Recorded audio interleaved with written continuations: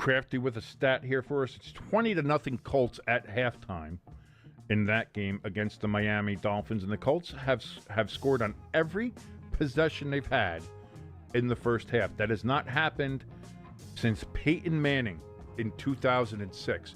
Daniel Jones has led an offense to a stat line that has not been seen in Indianapolis since Peyton Manning was there.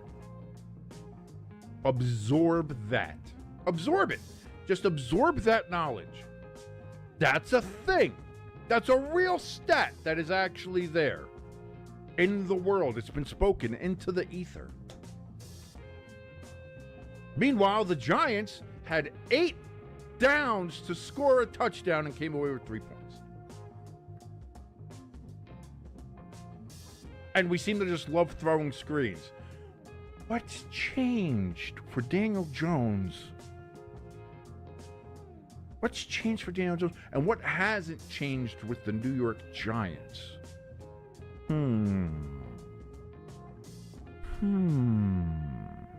Let's think about that. Let's ruminate over this, shall we, ladies and gentlemen? You and I, we're here. We're just a couple of guys or girls out there. But let's just have a little discussion here.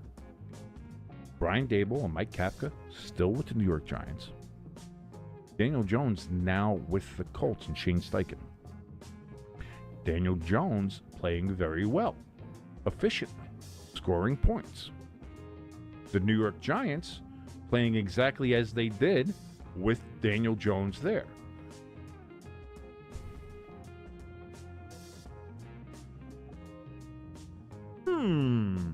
Are you ready to rep your team like never before? Then it's time to gear up at the Stay Tuned Sports Merch store, where we have everything you need to flex your fanhood in style. Throw it back with our exclusive 8-bit NFL helmet tees. Pixelated perfection for the old school football fanatic. Need something cozy for kickoff? Our Stay Tuned hoodies are built for bold fans and chilly Sundays. Decorate your den with championship banners that scream victory, because legends deserve a wall of fame. And for those early morning hot takes, grab a Stay Tuned coffee mug, or better yet, brew up a cup of our very own Stay Tuned coffee. Smooth, strong, and made for those perfect football Sunday mornings. So whether you're tailgating, couch coaching, or just vibing with your crew, we've got the gear to keep you tuned in. Head to bit.ly/StayTunedMerch right now and level up your fan game. Stay loud, stay proud, stay tuned.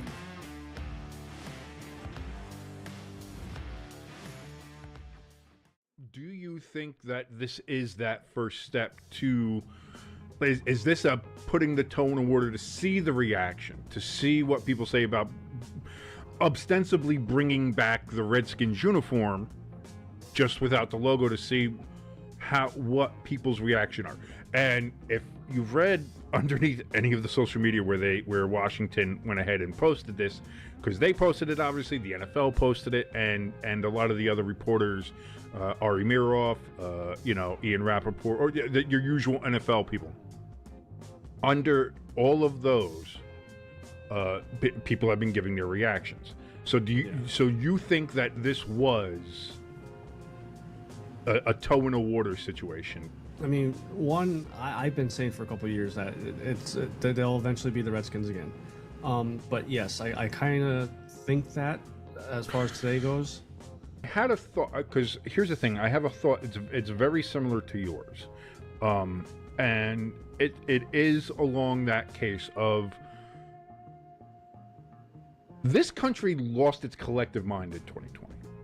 Yes. Like, if you look at just between everything, if you look at what happened in just the year of 2020, now that we're 4 years beyond that, looking back, kind of maybe collecting a sense of common sense again, and I think that's the thing, is that looking back on it now, overreacted on a lot of things. There was a lot of shit that was going on.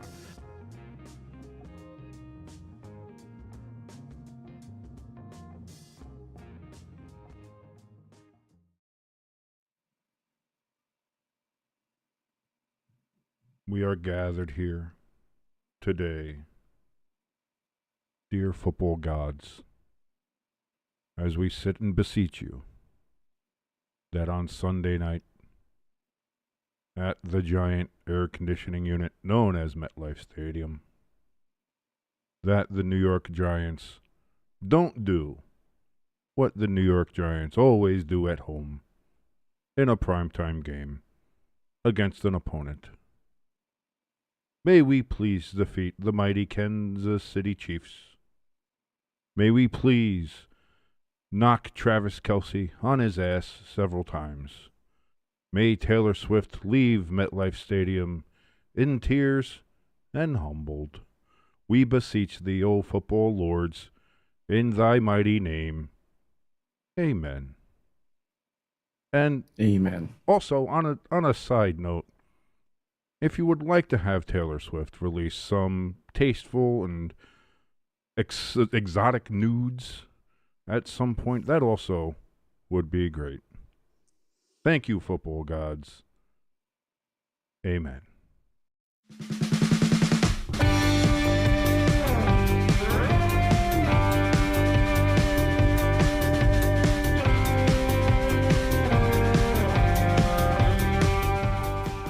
And welcome everybody to Stay Tuned Sports and the Friday Forecast. Ladies and gentlemen, I'm your boy King. That is your good friend Jimbo right over there as we are getting ready to take a look at week 3 in the NFL. Let you know what we think is going to happen this week. I won 13 games last week. Not bad. Not too shabby considering first week I went 10. This time I won 13. Won the picks in the Friday Forecast League that we have, which you can still join. You can join late on. Who cares? Come on and join in. It's fine. Link is we have him. Oh wait, here it is. I forgot I had the link thing here. Look at that. You can join us right there at that QR code, at that address, bit.ly/STS Pick'em. You can go ahead and join us there and see if you can beat me. Although I'll tell you what, I'm on a pretty good roll. So is ELS. ELS is kicking ass in that league. He still is the number 1 overall after 2 weeks. But yeah, that's kind of fun. If you want to help us out here on Stay Tuned Sports at all, please go ahead, hit that like, share, and subscribe button, especially if you're brand new here. Hit that subscribe button and the notification bell, let you know whenever we go live. If you want to help us out more tangibly with money, which is nice in this capitalist society that we live in, and I am a proud American capitalist, don't get it wrong here. I'm no commie nut or nothing. But if you do want to help us out, you can donate to our donation station and to our merch store. You don't have to donate to the merch store. You can actually buy stuff. We have stuff there. T-shirts, mugs, coffee, banners, all that great stuff over there. Those links are in the top of the chat and in the link below this video. Also got a link to our Discord and to go vote for my nephew Thomas to be Youth Athlete of the Year. That'll help out. Thank you so very much. Jimbo!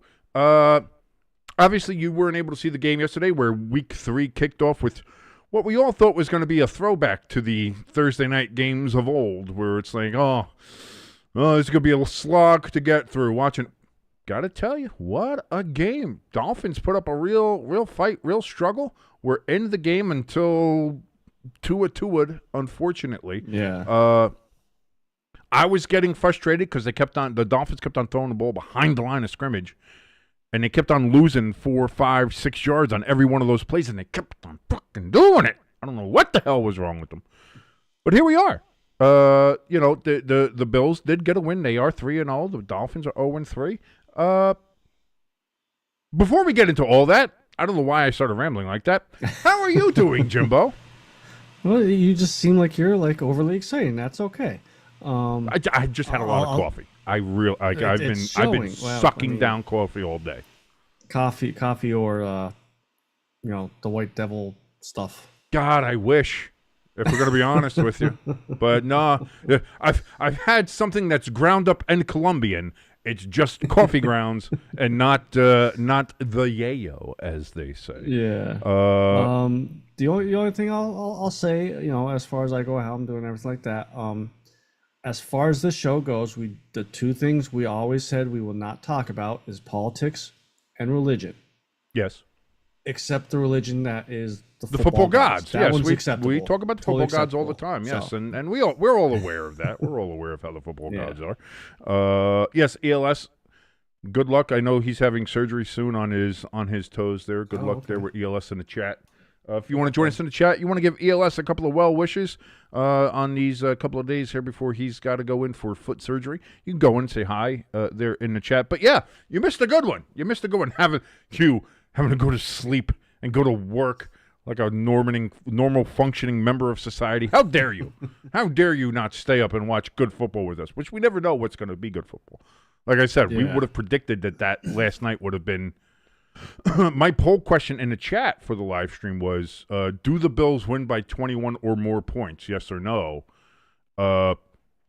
They didn't. Hamster won his bet, though. He bet the Dolphins at getting 12.5.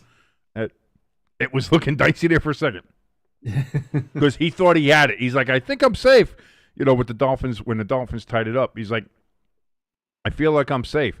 And then the Bills got the touchdown, and then when Tua threw the pick, it was like, ooh, if the Bills really want to go and like twist the knife, if they go in for a touchdown, it's like you get a bad beat, you're fucked, hamster. That would have been funny.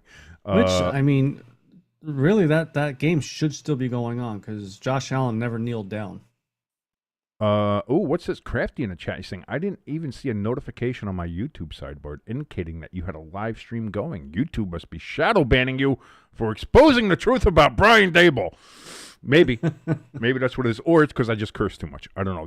That might explain why we have no views when we do this shit now. Like, it's whenever we do the live streams and stuff.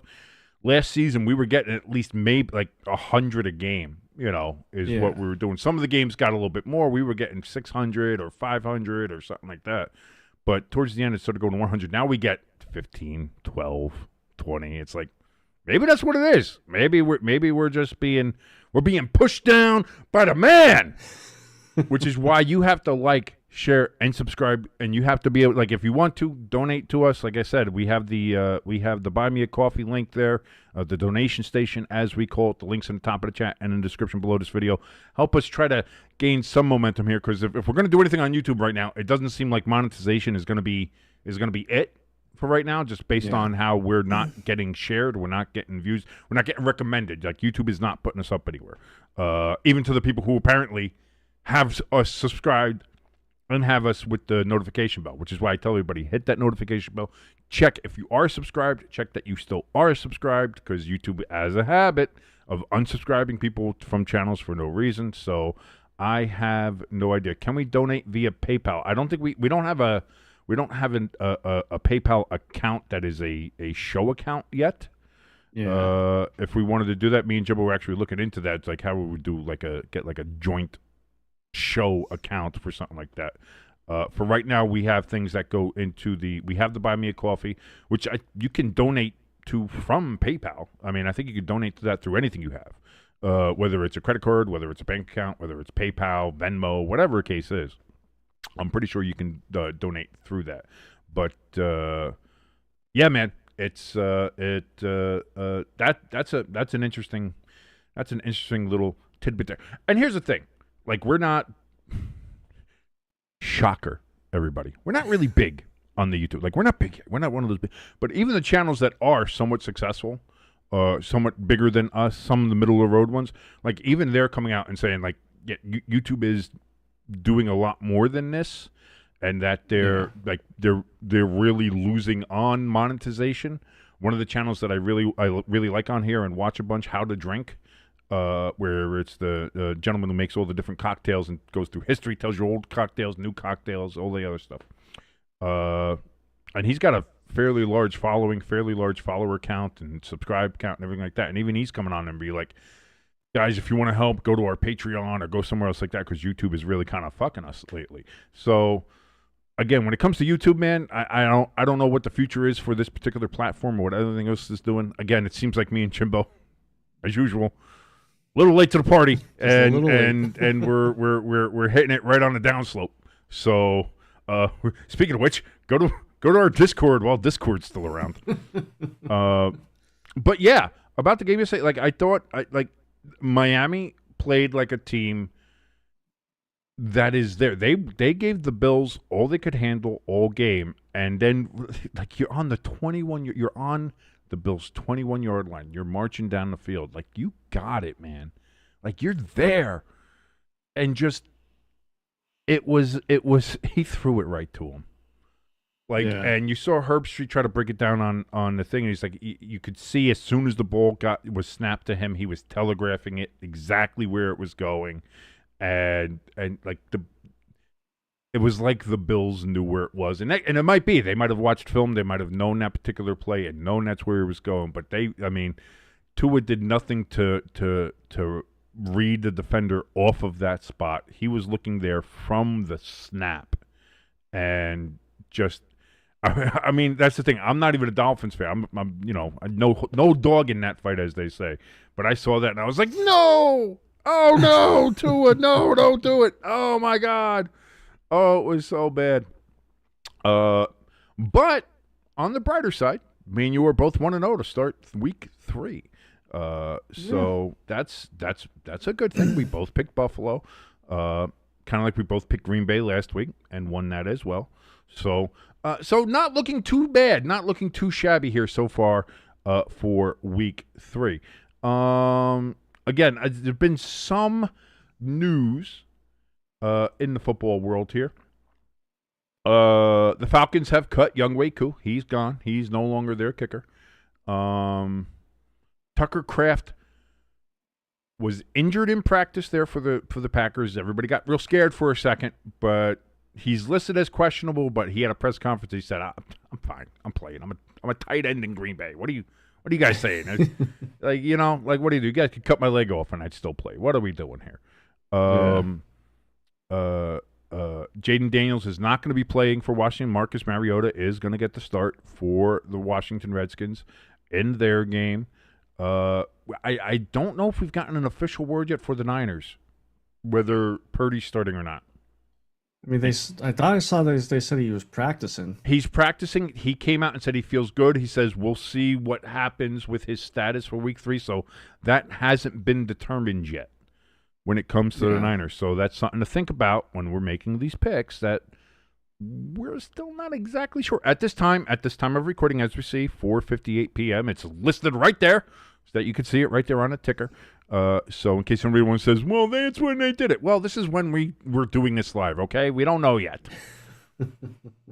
Crafty in the chat says, when you consider the links that Miami went through to get Tua, he verges on being an outright bust. Listen, outside of a couple of really good games that Tua had a couple years ago, like Tua has never made that next step. Yeah, they've never made that next step. And I heard somebody today, I don't know if it was on Rich Eisen or Pat McAfee, I forget which one it was, but somebody had mentioned it seems like that Freezer Bowl game that they played in Kansas City, the wild card game, broke them, and that the Dolphins have never been the same since that particular game. And since that game, I think their record is something like atrocious, like very under 500. Nobody's stats are good. Like it feels like that game broke them. And they've never been the same since. And it seems like it's blow up time there in Miami, where like even if they would have won yesterday, I don't know how long, that probably staves it off for a while, and maybe it even staves it off for a little while now, being like, hey, they put the effort up. Let's see what they can do. They got another couple games, very winnable games. I think they said they got the Jets coming up. I think they have the Saints coming up, or Panthers as well. So they have winnable games. Will they win them?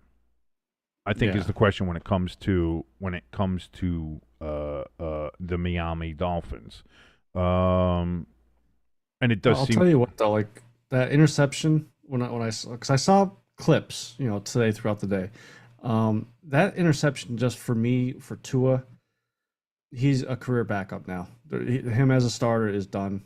Like I'm not going to go that far because I've seen too many. Listen, because if we would have said this 3 years ago about Baker Mayfield, it would have seemed like a pretty good take. And look at where Baker is now. Like you're talking about somebody that was cut from the Panthers, who were fucking terrible. Yeah. All right, like the Browns got rid of him, then the Panthers cut him the very next year. Like that's the thing. He wasn't traded to the Rams. He got cut from the Panthers, and the Rams picked him up because they were depleted at quarterback. Yeah, Stafford was hurt, and then I forget if they had Garoppolo also was hurt there at the time, and it was like, all right, well, let's get Baker Mayfield in here. And then all he does is go in there. I think he scored 3 or 4 touchdowns. He had a game-winning touchdown drive at the end of the game for somebody that was there for 36 hours and did that. And that's when you kind of like, you kind of root for Baker. And then he goes down to Tampa and does what he does there. So I'm not one to say that somebody's done just based on where we're seeing, like, and I think I said this last night, too, during the live stream. I was like, maybe that's what he needs. Maybe he needs a fresh start. Maybe he needs to go somewhere else and try to work on it that way. Maybe start as a backup again. Maybe do just something. But whatever it is, it's not working in Miami. It's not working in the culture. It's not working in the organization, coaching staff, and anything. It's just not working.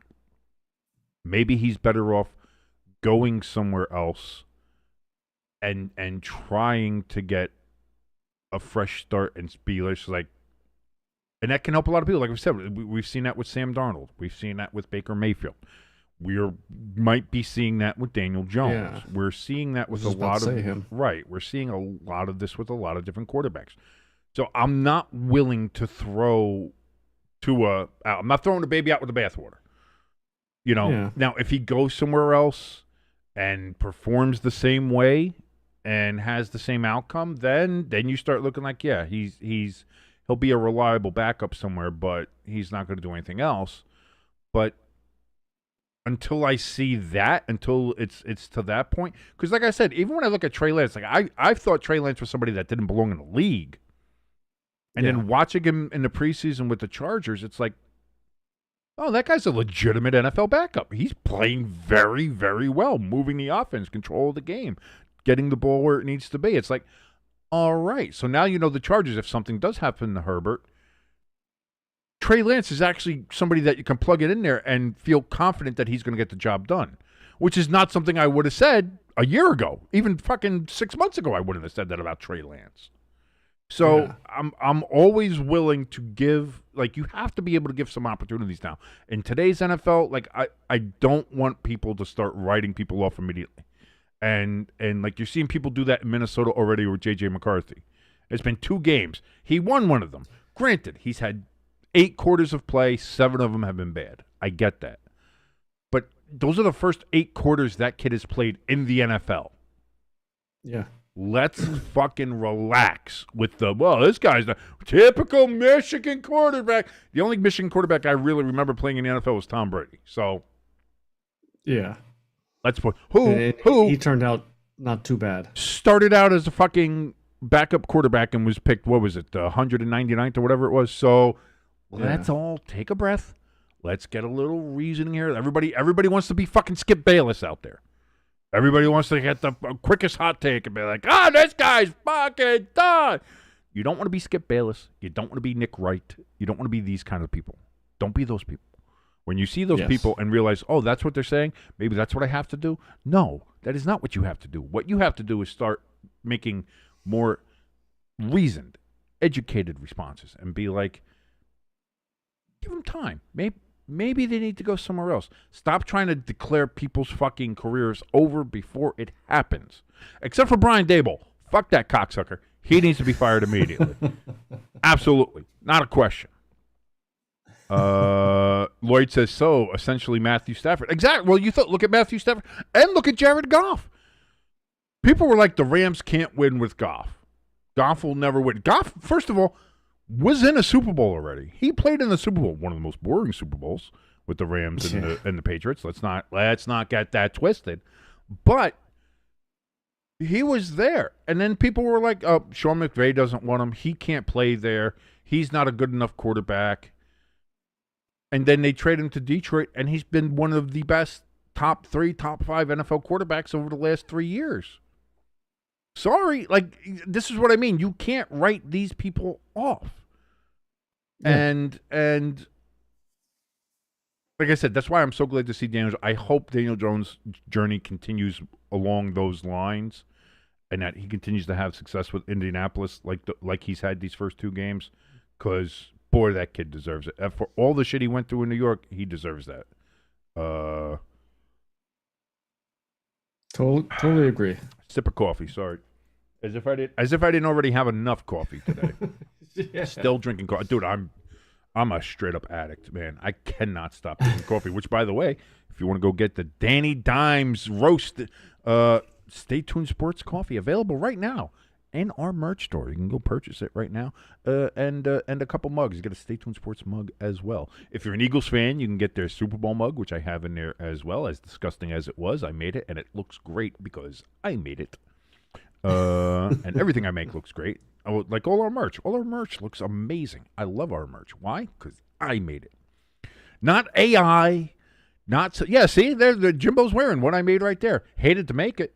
And soon the tush push is gone because now the Eagles can't cheat with it. The NFL is going to be calling it a lot tighter. They're not going to be allowing the Eagles to jump off sides like they've been doing.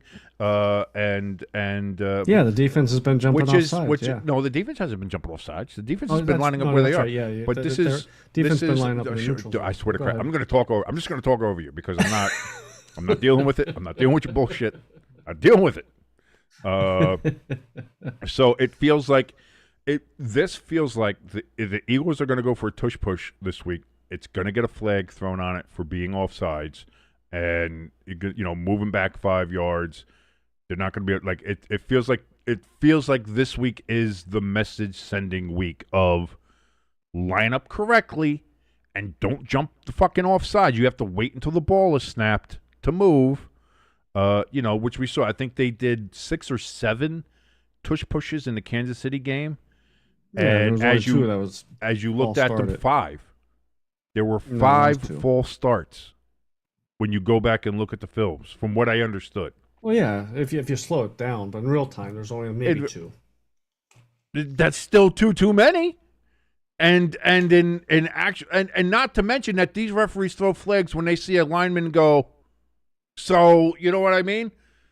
Like you can't sit there and say like, oh well, we didn't see it. Yeah. When you call flags on people that go like, oh that's 5 yards, 5 yards. That's a flag. It's like okay, so then when you see these big ass pieces of Eagle shit start moving early before the ball's even snapped, but it's like, well, it's the tush push, so we're gonna give them a little leeway. Eat shit. That's all I'll say. That's all I'm gonna say. Crafty in the chat says Trevor Lawrence's leg injury late in 2023 season was a turning point in his career, in my opinion, from a steady upward climb to a downhill trajectory. I'm not going to argue that because I think the Jaguars were like 9-1 when Lawrence had that leg injury, and then he came back from that, and ever since then, it's been the Jaguars have sucked, and he has not been great, So I'm wondering if that's but here's the thing too. Even before that, like he had similar numbers to Daniel Jones already. Like when you were comparing their first couple of, I think it was like first 60 starts or something. Trevor Lawrence had almost identical numbers there to Daniel Jones, and meanwhile he still got like $100 and some odd million contract that everybody seemed to be okay with. Everyone was like, oh, yeah. He was for like 45 minutes. He was the highest paid quarterback in the NFL. Like, what? And people had the nerve to say, like, get pissy about Daniel Jones getting $40 million a year. Meanwhile, Trevor Lawrence is getting $51 million a year and has put up only Daniel Jones numbers. That's all he's done. I'm just saying. I'm not saying. I'm just saying. But all right, let's stop beating around the bush enough. Let's get to predicting week 3 as we're going to do a little preview, a little prognostication, a little predictication. It's not a word, but I don't give a shit. And see how me and Jimbo see this week 3 going to the vertical screens. And here we are. Of course, me and Jimbo, we had the Bills last night. A little tighter than we thought it was going to be, but the Bills did win. Me and Jimbo also have the Falcons over the Panthers. That seems to be a fairly easy pick as we're going in right now. The Panthers are not great. I think we both agree on that, obviously. And the Falcons seem to be hand the ball to Bijan. Old Bijan Mustard. Now that he's officially said his name is Bijan again, not Bijan. He was Bijan, went to Bijan, and now he went to do his intro, and he's like, fuck it, I'm Bijan. So As long as the Falcons spread that little Bijan mustard all over the place a little bit, they seem to be on the right track. So we both have the Falcons, and we both have the Packers over the Browns, who will be wearing their all-brown shit uniforms. And I shit you not, sponsored by Dude Wipes. And I am a personal user of Dude Wipes. I think I mentioned this on the live stream. I was like, Dude Wipes, I will gladly do any sponsorship deal you want to do. Somebody wants to clip that, I will talk. Hey, I'm a giant piece of shit, and I use Dude Wipes. Like, I'll do that as well. Meanwhile, you're going to have 53 pieces of shit on the field wearing a Dookie uniform sponsored by Dude Wipes. It's like like, what do we do? Is it mimicking like Halloween shit? Like, is it a turd that's covered in like candy corn with the orange streaks in it? Or is somebody eating like candied pumpkin? Like what? Like I don't. Weird. It's weird, and it's not good. Like I'm usually like I'm a fan of usually sometimes if a uniform gets a little different, it's like, oh, alternate uniform looks cool, something like that. Cleveland, this ain't it, man. Like, this just ain't it. Lloyd in the chat says 50 Shades of Brown. Crafty says the Browns have finally reached the acceptance stage of grief. we are pieces of shit, and we accept that now. Let us wear our uniforms of shit and pride. It does. That's what it does. What it seems like. Hamster's just in time to see us talking about how we both picked his Falcons to beat the sorry-ass Panthers. Now, watch. This is going to be a week where the Falcons don't hand it to Bijan Robinson and the Panthers end up fucking winning. And I'm going to blame Hamster for that. No reason to. I'm just going to. But great to see Hamster in the chat. If you want to join us in the chat, it is open. Come in, say hi, say hello, say how you doing. So let's look and see if we got other games here that maybe we might differ on so far. As we look here, and hey, we've got one. You are still holding on to that Houston hope, aren't you? You are still holding on to Houston. This man. is the week. This is the week they turn it around. Krusty is coming. Krusty is coming. Krusty is coming. Krusty is coming. Jimbo is not going to give up on his Houston because if they go 0-3, your entire prediction's gone because you had them at 15-2. So they have to run the table now in order to match what your prediction was. I have faith they will. Jimbo has the Texans over the Jaguars in Duval. Plus the Jaguars suck. Or Duval. I'm sorry, I still love that. I went with the Jaguars. I think that the Jaguars at home, they're always very surprising. I think there's bits of, God, they really should have beaten the Bengals. How they fucked that up. And let Jake. They intercepted Jake Browning. I think they said like 3 times or something. But Jake Browning was still able to go down and get the game-winning touchdown for the Bengals. So it's again, I think the Jaguars have elements there. I think they have the key pieces there. They're wearing the amazing throwback uniforms that they should be wearing all the time. They shouldn't be throwbacks. They should be permanents. They should have never changed them in the first fucking place. I think that's an argument for another day. So wearing the Prowler uniforms of the Mark Brunell era, I think they look good. If you look good, you feel good. You feel good, you play good. And I think they're going to play well enough to go ahead and beat the Texans. And, boy, if the Texans go 0-3 for a team that people had as, like, maybe a dark horse, maybe, clearly the best team in the South, maybe a dark horse there for the AFC. Maybe they could do some dabblage when they get into the AFC playoffs. 0-3, that's hard to come back from. And that's going to be a point of contention when we get later on into this breakdown here. Okay, now I'll say this, because I do want to hear your input. What is your particular reason, or what do you feel like, why are we still hanging on with the Texans here? Like, what have you seen from them that makes you think they can pull this out? Now, granted, I know you still think Jacksonville's a terrible team, although you did take them out of your booty cheeks finally. It's funny. You left them in there when they won a game, and then you took them out when they lost the game. So the logic of Jimbo is still undeniable. But, why do you think that the Texans come out of this game victorious? Uh, I just don't think the Texans are a team that will lose 3 in a row. And Okay. now, granted, if this was like the Eagles or Green Bay or I don't want to say Minnesota. Yeah, I need to see a little bit more from Minnesota, but like the See a top lot tier more from teams, Minnesota. the top tier teams, that I could see them going 0-3. But Jacksonville is average at best, more so below average team, and I think Houston can they got it. There's no they Okay, got to get it together. if Jacksonville beats Houston, does that to you strike more as Houston finally accepting that Houston may not be that good, or maybe Jacksonville isn't below average and maybe they're on an upward swing? A little bit of both. I'll say. Houston losing. I think red flags start coming up for Stroud, depending on how he plays. I mean, maybe the defense loses the game for him and he plays lights out.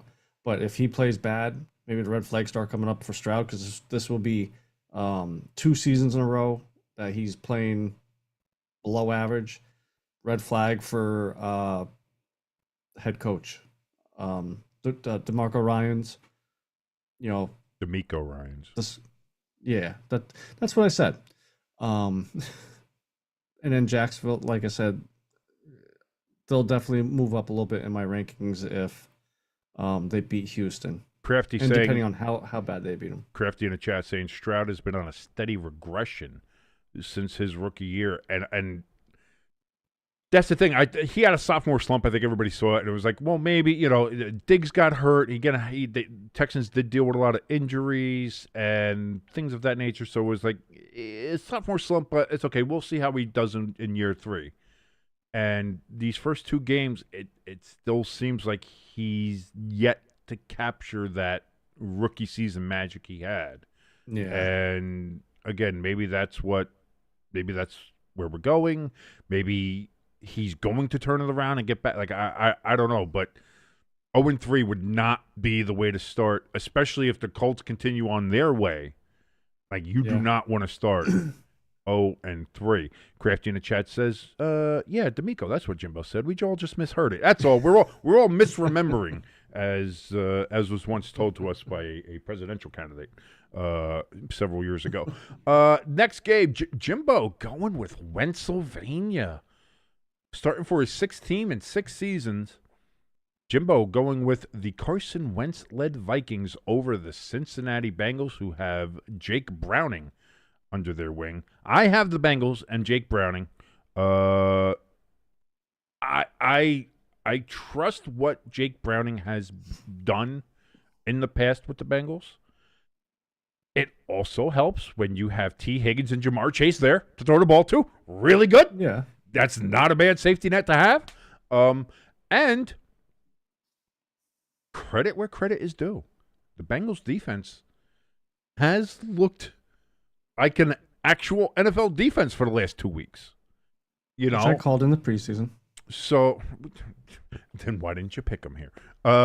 So that's what I'm going to go with. I'm going to go with Jake Browning and the Bengals. I think they have a real good shot here. The Vikings. Again, is Carson Wentz really the best guy? Like, I mean, you saw Carson Wentz play with the Chiefs, starting with the Chiefs backups last year, and they got shut out. They couldn't even score a point.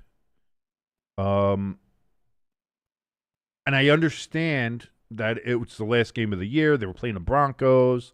The Broncos, I don't know if they had secured the playoff spot yet, so maybe they were playing for that as well, but yeah, I understand you're resting starters. I understand like that, but to not even get in field goal range, not even to be able to get a touchdown at all in a game and lose. They lost like 30-something to nothing in that final game with Carson Wentz starting. We've all seen Carson Wentz, again, somebody who it feels like since his injury in his rookie year has just unfortunately been snake bitten and not the same quarterback that we saw when he started there, when the Pennsylvania craze was going there for Philadelphia. I can't buy into it. Plus, Jake Browning's girlfriend is fucking hot. Just a smoke show. So Maybe that's the deciding factor when you have that and that's what you're playing for. That helps, a little extra motivation. But yeah, I'm going with the Bengals. Why are you trusting in Pennsylvania there, Jimbo?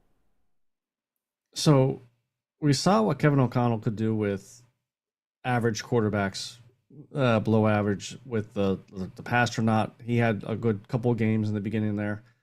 Wentz is obviously I think is better than the Pasternaut and some of those backups they had last year. So that's one aspect of it. Even though the Bengals defense is playing well, they're banged up. Stewart, the rookie, I know he left the game last week with a knee injury. I'm not sure if he's playing. I think Trey Hendrickson may have been a little banged up last game. So it seems like that Bengals defense is starting to get banged up a little bit here. And I just think, Kevin O'Connell knows how to get the most out of Wentz to win the game. And Wentz never had a Justin Jefferson in Philly or in Indy.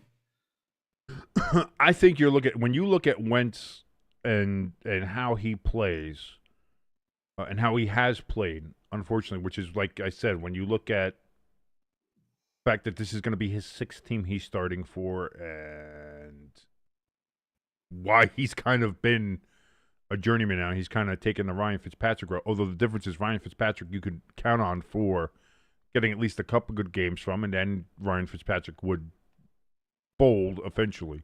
But you always give you a couple of good ones. Wentz hasn't been that guy.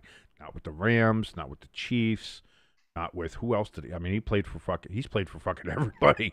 When you look back on it with old Carson Wentz there, I can't do that. Crafty in the chat says Wentz has been bounced around for between a few quarterback gurus since the Eagles, but nothing has taken a hold. That's what I mean. He's played with Sean McVay. Nothing there. Like I said, he's in Kansas City with all of those talents and all that, everything that was there in Kansas City. And in his times, in his opportunities, didn't do anything. Didn't look good. Colts, that was right. I forgot he started with the Colts. That's where Pat McAfee was like, you get the Carson Wentz experience because, in one play he looks like, oh, all right, he's pretty decent. And the next one he shot putting a ball out of his end zone for the shortest pick six ever, and it's like, what are you doing? So I'm not sure I can trust Carson Wentz. Whereas with Jake Browning, no, he's not Joe Burrow, clearly, but he's been there now. This is like his third year, fourth year there. He's backed up for Burrow when he was injured before and had long stretches of injuries. Kept the Bengals in the race, kept the Bengals in the season. Has played well enough. Like, again, he's not going to be a Hall of Famer. He's not going to be a All-Pro, but he gets the job done, keeps the Bengals in games. And right now, the Vikings have to show me something. I've seen the Bengals work with Jake Browning.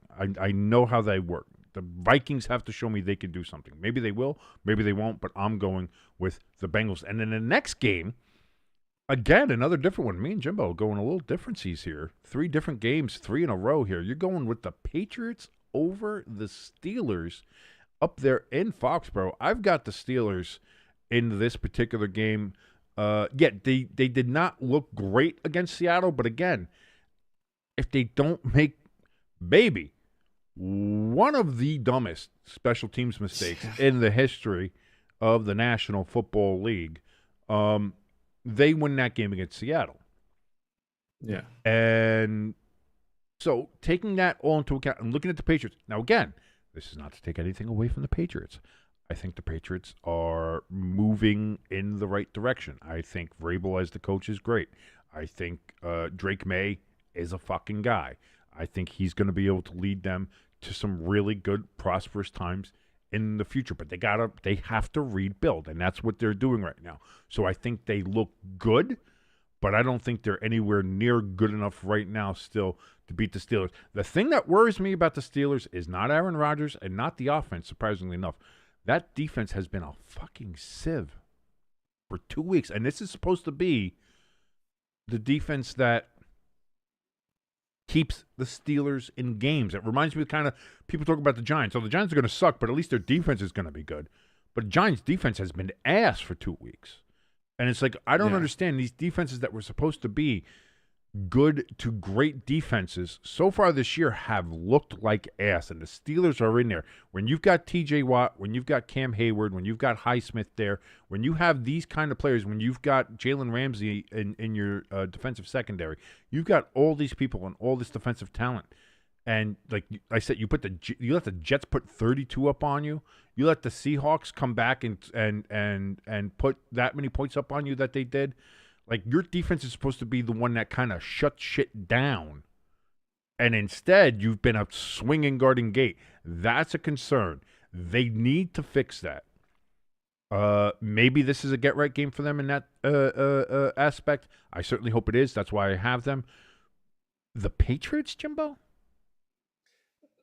The defense, Pittsburgh's defense. I just, they've been on a downfall since they play the last 5 games of last year. So we're going 7 weeks now of terrible defense that we're not used to with the Steelers. Patriots team, they seem like they're more on the upwards, flying upward compared to the Steelers defense. This potentially could be like a 9-3 game, maybe a 14. No, I'm not gonna say Patriots are gonna blow it out, but it's gonna be a close game, and I just don't think there's gonna be a lot of points scored. But I think the Patriots offense will do just enough to win this game, especially going up against that Pittsburgh defense. And ELS, I see your picks. You don't have to keep on posting them. I will mention them at the end when me and Jimbo are done. It's okay. Crafty in the chat says the Dolphins' performance versus the Bills really flattered the Patriots a bit, in his opinion. And maybe that's the case, too. Maybe people are looking at but if there's one thing, like, again, and when you look at week 1 to week 2, and now we're looking at week 3 here, looking back to week 2, we can't put what we saw from week 1 to week 2 or week 2 to week 3. I don't think we can do that. Like I said, we looked at the Jets and we're like, oh, well, if the Jets play really great, they can really, and what happened? The Bills fucking crushed them, Meanwhile, we look at the Dolphins, and it's like, boy, they get crushed by the Colts. Then they have a game with the Patriots, but nobody thought the Patriots were really that good anyway. But then you see the Dolphins give the Bills a tough time on Thursday night. Now, which is the real Dolphins team? Which is the real Patriots team? What do we have here? Are the Bills maybe were the Bills taking it a little light yesterday against the Dolphins? It's hard to quantify all of that this early on in the season to see which one of these teams is real. I think after this week 3, week 4 is where we really start to separate this is who they really are, and this was something that happened early on in the season and we're getting rid of. Kind of happened with the Eagles last year. Took them up until about week 5 until their bye week, and everybody was kind of like, this seems like this could be like a middle of the road 500-ish kind of team. And then they came out of the bye week and said, fuck you, everybody, and went on a run. Meanwhile, we look at the Saints. They looked like they were going to be world beaters, scoring 96 points in the first 2 weeks, and then they got crushed the rest of the year. This is around the time we're going to start finding out rubber meets the road. Teams are going to start separating. We're going to find out really where they are. But I still, I still like the Steelers' chances there. If anything, just for Aaron Rodgers. Now for this game, are you going to say your dumb ass fucking? It's reverse psychology. That's what I'm doing. It's just reverse psychology. Is that what you're going to do on this one and say that's why that you're picking the Rams on this one? Rams versus the Eagles. Rams coming across the country. To their clocks, they're going to be playing at 10 a.m. They're at their West Coast time there, but playing a game here against the Eagles at 1 o'clock. Me and Jimbo are in lockstep here. We both have the Rams. I have a non-biased reason why I'm picking the Rams. I need to hear your fucking reason why you're going against your Philadelphia Eagles and picking the Rams. Well, I mean, obviously the big topic this past couple days was the tush push or whatever. So obviously the refs are going to be out against us. So they'll be in the Rams' pockets the whole game. I mean, that's good. That's a good thing. So I get it. Yeah, for you it is. So I mean, it's going to be for America, Jimbo. Us 53 for America. Us 53 against 65 or however many refs there are plus the Rams. Jimbo thinking there's fucking 12, 13 refs out on the field. Listen, you kind of brought it up just a few seconds ago about we started off slow last season. We hit the bye week, and since that bye week, we're 18-0. Like we've ran off 18 straight wins. We're due for a loss. Rams are a very good team. That defense is It's good. not snowing. It's not going to. I don't think it's going to snow. If it does snow, then hell froze over for somebody. Then we know Howie Roseman got in contact and got the weather machine working to get the snow there from DARPA and HARP, and I know about that because I was a Navy SEAL. But I think overall, though, I think this is going to be a good game. I think it'll be a good game. Obviously, again, the first 2 weeks here. And most people I think agree with this particular take is that the Eagles have not been impressive as far as what you would think a defending Super Bowl champion and a team that kind of had even loftier hopes coming into this season might have looked like. Again, they struggled against Dallas, and Dallas struggled against the Giants, and the Giants are fucking garbage. So let's be honest. And then you go to Kansas City, another team that people look at and are like, they are not the team that they were. They can't stretch the field. They don't have Rashee Rice or Xavier Worthy because Travis broke his fucking shoulder, like the fucking tank asshole he is. And whose defense is all kind of discombobulated, not really playing well. And you struggled against them and only beat them by 3.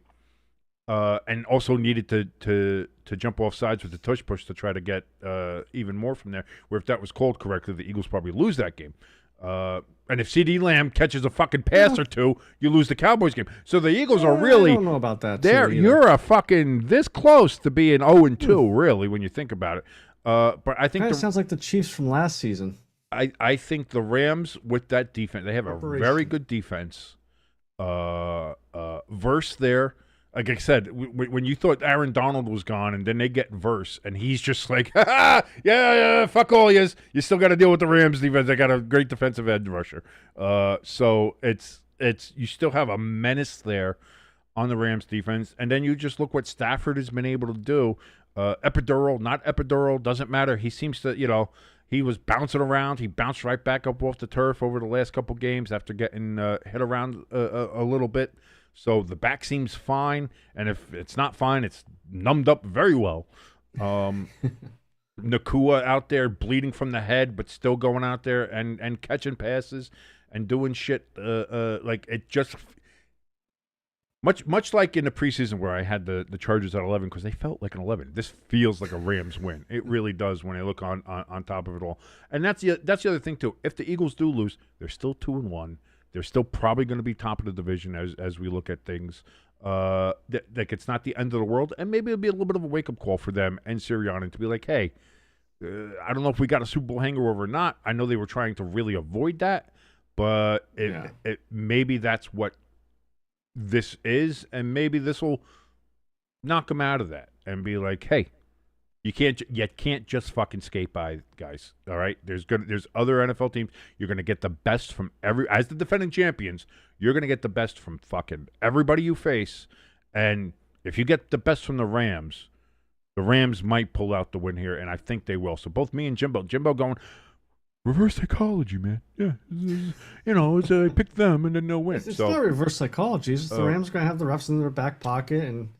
There's only so many times we could take on the refs and the other teams. So. We both have the Buccaneers over the Jets. That seems pretty easy. Plus, the Buccaneers are wearing the all-white Bucko Bruce throwbacks from their very first season in '76, which have the orange numbers, not the red. They only wore these for one season, their very first season. So that's going to be fun. I wish I was covering that game, but we will be covering the Eagles and Rams game here at the 1 o'clock window. But Bucs are going to look good.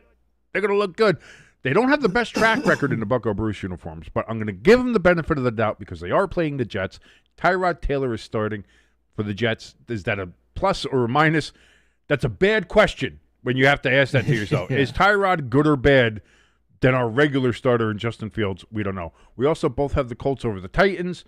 Again, this is in Tennessee, but hopefully Daniel Jones keeps his record going here. Again, I think Cam Ward has looked good. He has looked like a rookie, but he does look like a good rookie. Yeah. But that is really all the Titans have had going for them. So that's why I've got the Colts. Jimbo as well has the Colts. So after three different ones, we got three samesies there. But now we're back to being different. Look at that.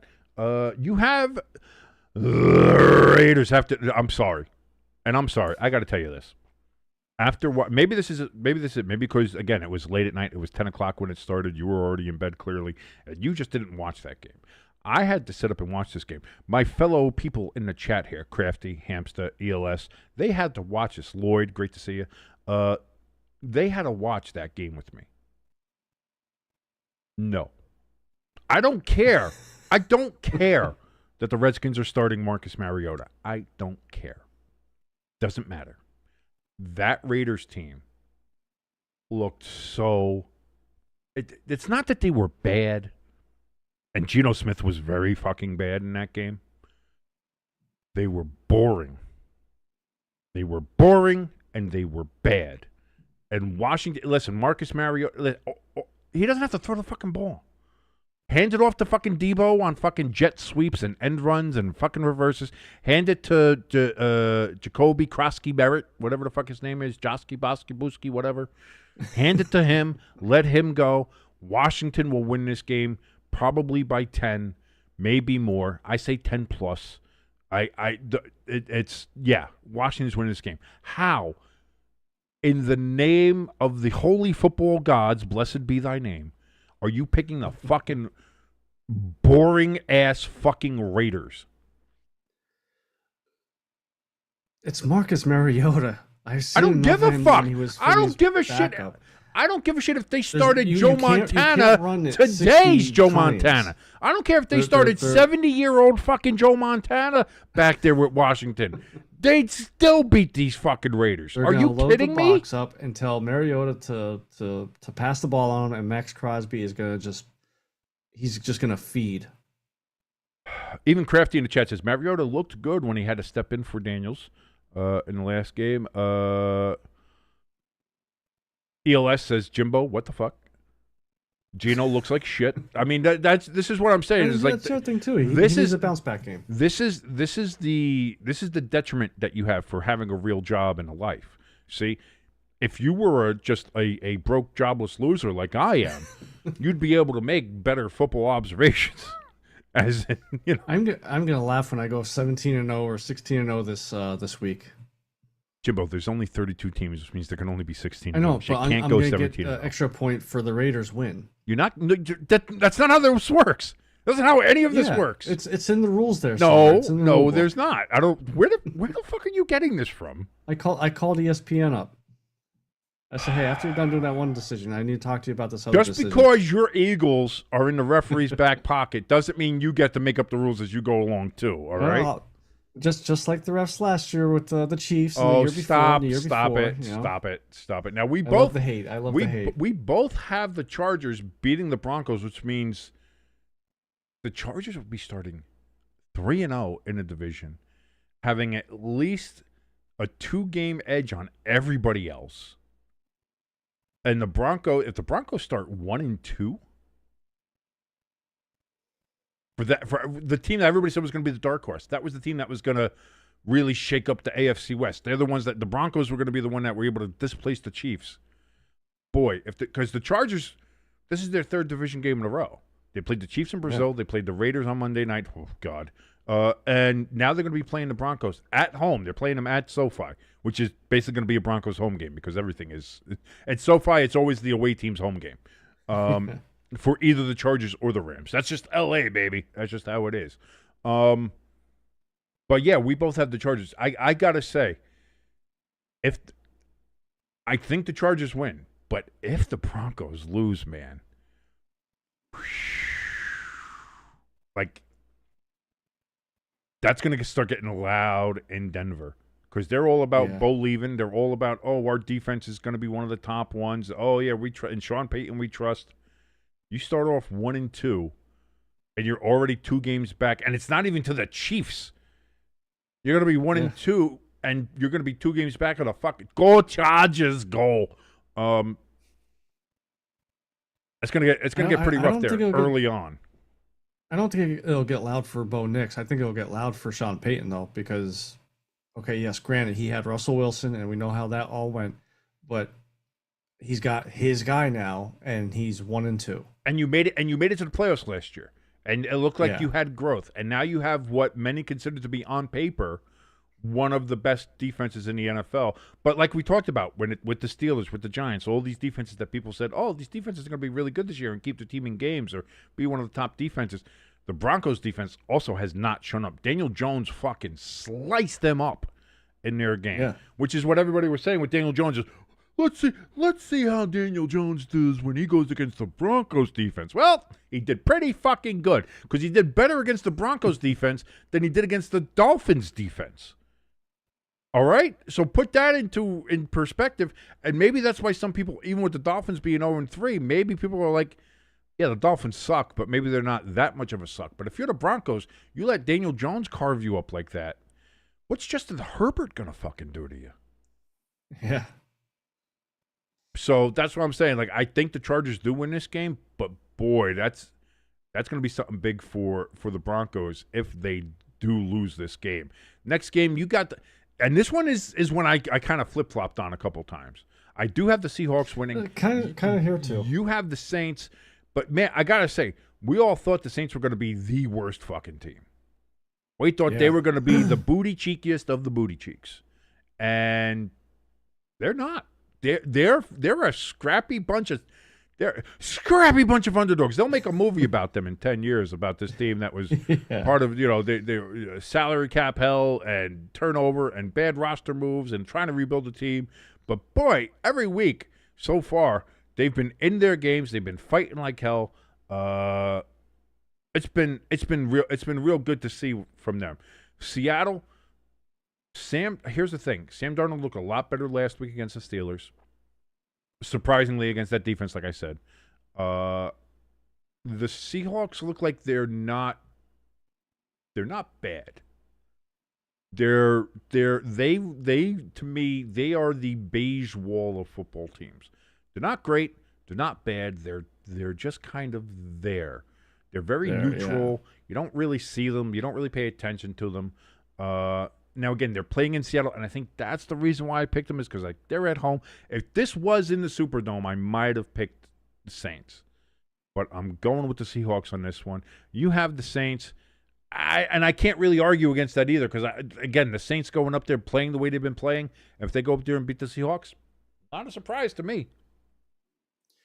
Yeah, I mean, for me, the Saints are playing better than what I expected as a whole, and Seattle's playing a little worse than I expected as a whole, in these first 3 weeks. I agree with you as far as that, 3 weeks is not a good enough time to say, okay, this team is done for the year. I always say by week 4, you got a good idea. This could be an ugly game, though, 45 punts and stuff like that, but I got the Saints pulling out the win at the end. Jimbo. I just moved the picks around here, to go. I want to prepare, get to the next game. Yeah. How in the fuck are you picking the Bears? They're due. They're Ben Johnson. Due for what? A new quarterback, maybe. It's Dallas Cowboys. The Cowboys who put up 40 points against the New York Giants defense that's supposed to be really good, and are a couple of CD Lamb catches from beating the defending Super Bowl champions. Yes, the Bears. I take away the Eagles game and just that Giants game. That was bad. A bad look for Dallas. The fact that you nearly lost that game with 25 seconds left. Then you're going to say that Caleb Williams is going to have a game like Russell Wilson had. Do you think Caleb Williams can have that kind of game? He's due. Get the fuck out of here. No, that is all the analysis I need. I have the Cowboys in this game. Jesus Christ, Jimbo. My God. What are we doing here? By the way, quick update here from our good friend ELS. He says, Kyle Shanahan says that it is highly unlikely that Brock Purdy is going to start on Sunday, and that leads into this game that we have coming up here with the Arizona Cardinals, our beloved Desert Birds, up against the San Francisco 49ers. Jimbo, you've got the Birds. I've got the 49ers. Mac Jones, man, looked pretty good. He looked pretty good last game. The 49ers looked like they're still, again, they're 2-0. They're playing at home. They look good. The Cardinals, again, I like what the Cardinals are doing, but they do the little things that make you just go, man, if you do that you're going to fuck it up. And again, they had a full-on controlled fucking lead against the Carolina Panthers. Then for some reason started playing prevent defense halfway through the third quarter and almost lost the game. You can't do that. And that's what I mean. Like, I would love to pick the Cardinals in this game, but the fact that the 49ers seem to be still fairly good despite all the injuries, and then also with Mac Jones in there running the offense, that they're not really skipping a beat there as far as that goes. And again, they're playing in Santa Clara, which is 60 miles away from San Francisco, just in case anybody forgot. I'm gonna go with the 49ers in this one. So I picked the Cardinals. I picked these games before any news came out about Brock Purdy, his availability, is he going to play, is he this, that. This game is a lot closer than what I was thinking of when I picked Arizona. The more I thought about how Mac Jones played. Right. And I refuse to You're go not going to flip-flop it? What I always say. I'm not going to flip-flop. I think Arizona wins, and again, this could be another good game. And it could. I don't doubt that. It's a divisional game, and the Cardinals are good enough to win this game. Again, if the Cardinals win, it's not going to surprise me. But I just feel like the Cardinals are that team that always feels like they're gonna make the mistake, and that's what I think they need to get over. Kyler Murray needs to get over. Whether that's posting a particular picture on Instagram, which he shouldn't have, or any of the other things like that. Always making a mistake. And in these games, it seems like the Cardinals are always that team that's always just going to make that one critical mistake that cost them the game. Kind of like Tua on Thursday night. It was like the Dolphins are right there, but that whole time, and the chat will tell you this as well as we're in there watching it, everybody had that feeling of how the Dolphins are going to fuck this up.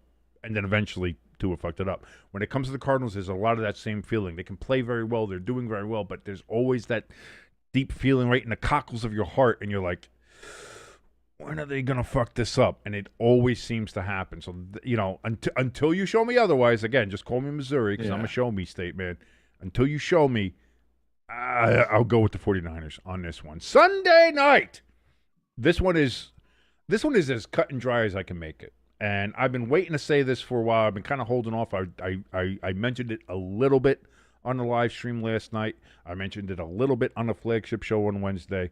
But, ladies and gentlemen, here is just the long and short of this. And I'm going to tell you this. I don't know if anybody is aware out there.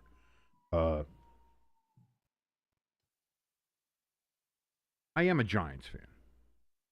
Proud Big Blue Wrecking Crew. So I've been watching the Giants my whole life, 44 years. I can only remember, about 39 years of it. Being a youngin' and all. But I've been watching the Giants as far back as I can remember. Let me break it down for you. It's very easy. New York Giants at home in primetime. Just take those three things. As the dogs are, they understand too. They hear it. They know. They know what I'm talking about. They're barking preach. That's what I mean. They understand. They get it. The Giants at home in primetime against a desperate opponent on top of all of that.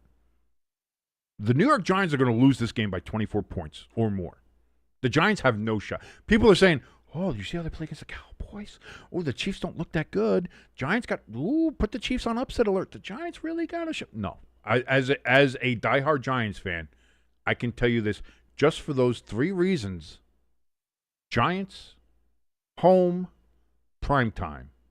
It's a 24-point loss or more. That's it. It's that simple.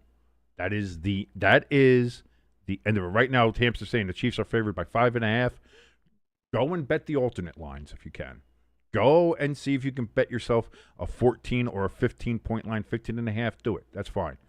Because the Chiefs are winning by at least 24. The Giants do not perform in primetime.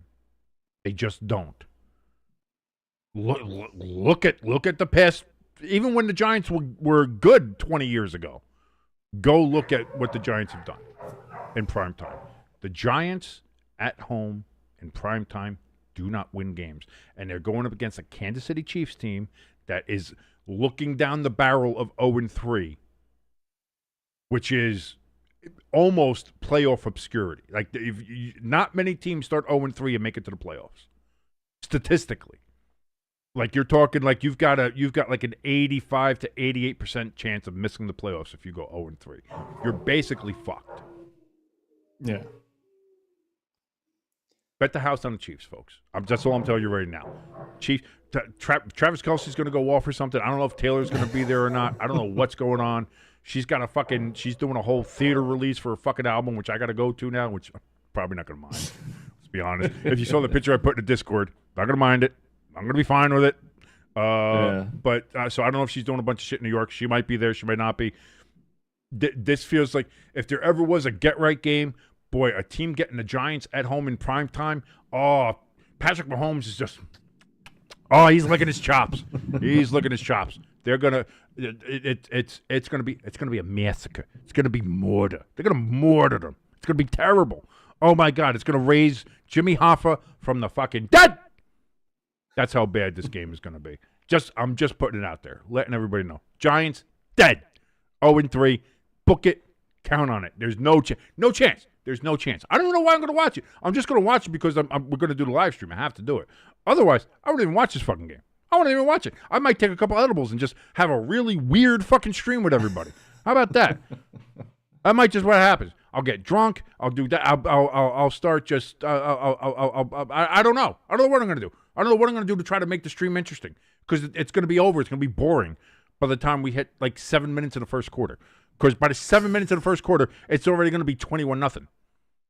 There's going to be an interception return for a touchdown, a kickoff return for a touchdown. It's going to be Travis Kelce running for 87 fucking yards for a fucking touchdown. I'm telling you, that's what's it has been foretold in the stars by the football gods. You know what I mean? You just know it. It's there. It is written. So let it be written. So let it be done. I'll say this. I did have the Giants picked for a couple days there. That's a good see, but you smartened up. You listened to your boy King. You're like, he knows what he's talking about, that fat fuck. I am only picking the Chiefs because I cannot see them starting 0-3. No, they're not. That's why I got them winning by 7. You can that's the thing is. Can I see the Giants starting 0-3? I've seen it for the last 15 fucking years. Can I see the Chiefs starting 0-3? No, not a chance. and it's just again. I've seen this movie over and over and over and over and over and over and over and over and over and over and over and over again. I have seen it. I have hated it every time. Every time the Giants are in prime time, I get the anxiety. I get the don't make me watch this. I don't want to be a part of this. I want nothing to do with this. And then what happens? The NFL inevitably always schedules at least one primetime game with the fucking Giants, and it's always like, here we go. And if it's on the road, sometimes they can do okay. Sometimes they're okay on the road. Sometimes they can get it done. If it's at home, instant death. It doesn't matter. Don't even play the game. Just put the fucking tally in the loss column and let's move on with our lives. That's what I'm expecting. That is what I'm expecting for Sunday night. And for Monday night, we got a little different one here again. You've got the Baltimore Ravens, and I have the Detroit Lions, and what I think is going to be a fantastic Monday night matchup that you're not going to be here to watch, Mister. I have a job. But why do you got the Ravens in this game? Is it just because they're home? Do you think that they're not going to start 1-2? Yeah, I don't think they're starting 1-2. I think they're a better team than the 1-1 record that they have right now. And it was the Chicago Bears. I need to see a little bit more from Detroit to say, okay, they're back up in that top 3-4 team tier of best in the NFL.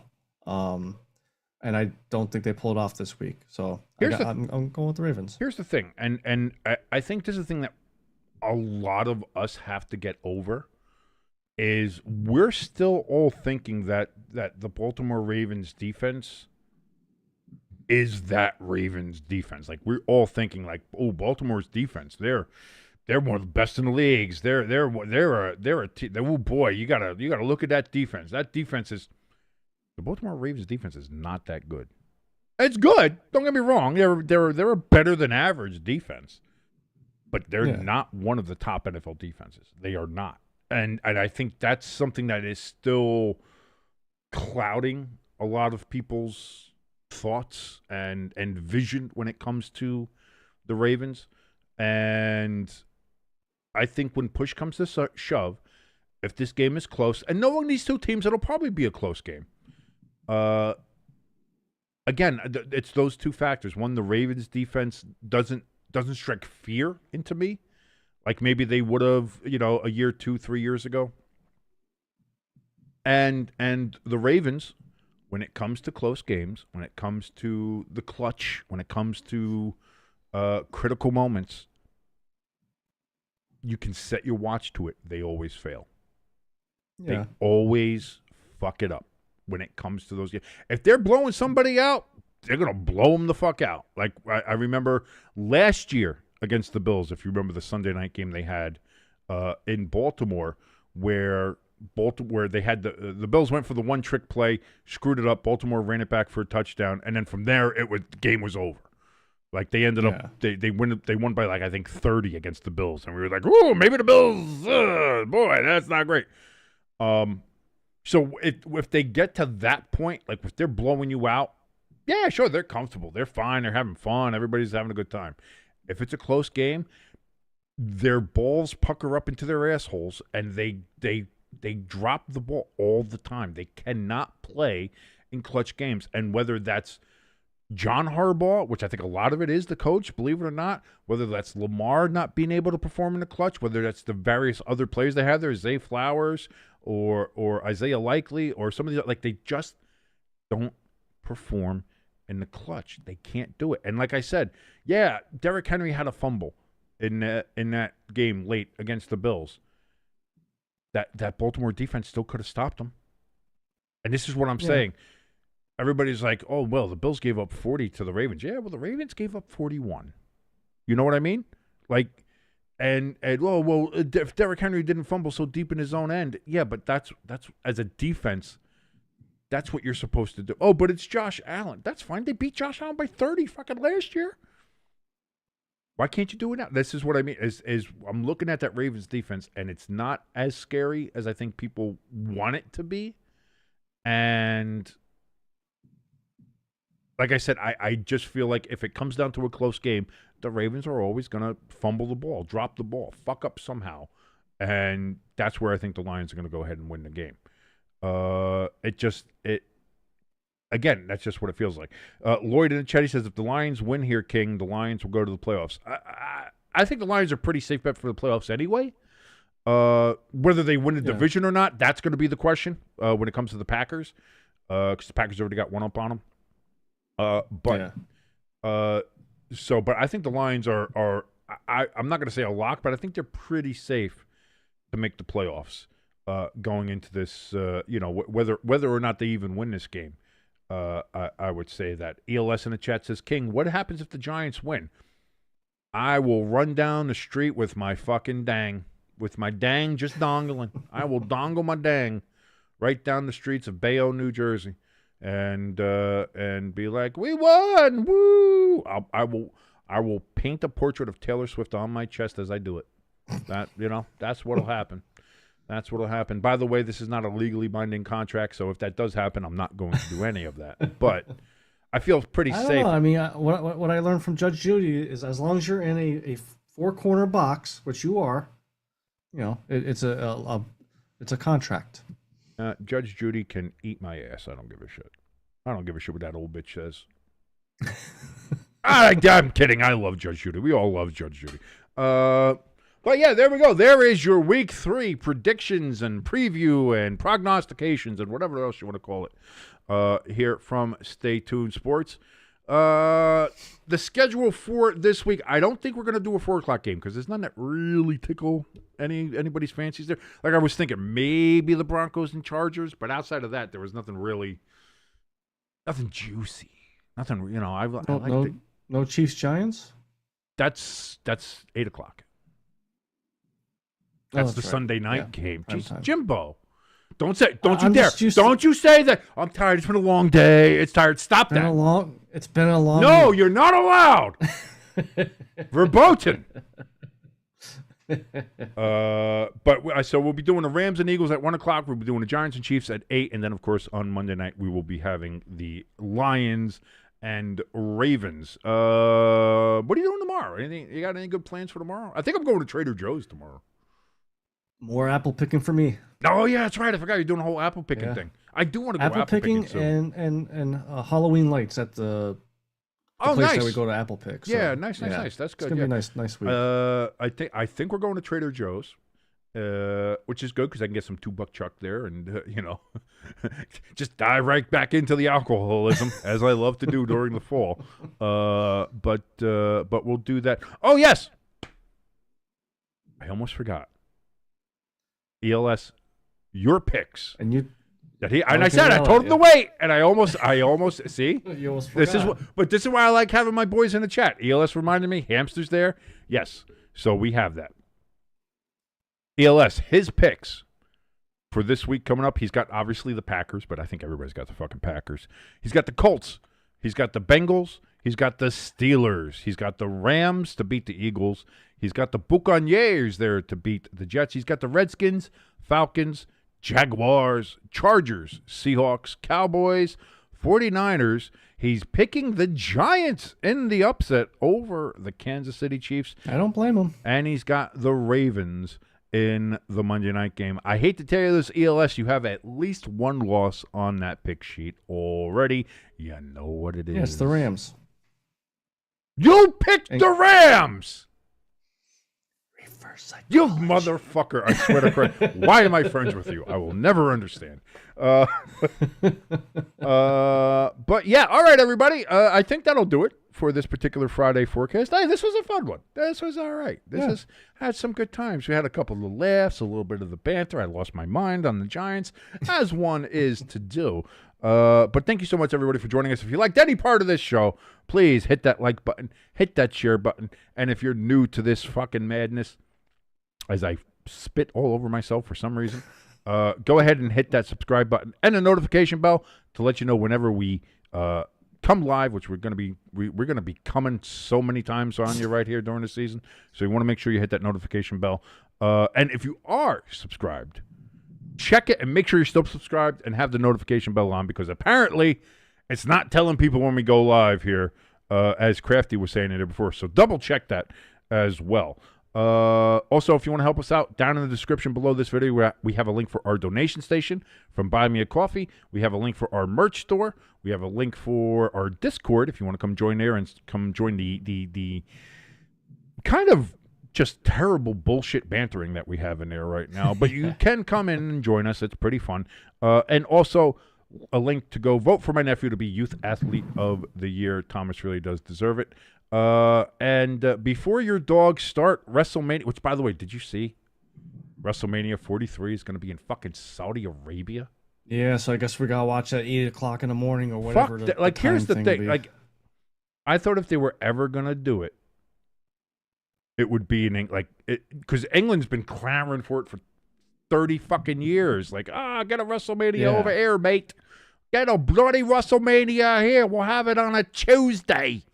And to be like, no, we're gonna go with the blood money from the Arab elite there and their oil money, where they fucking just murder everybody and oppress all the women and do all that kind of shit. You know, yay, Islam.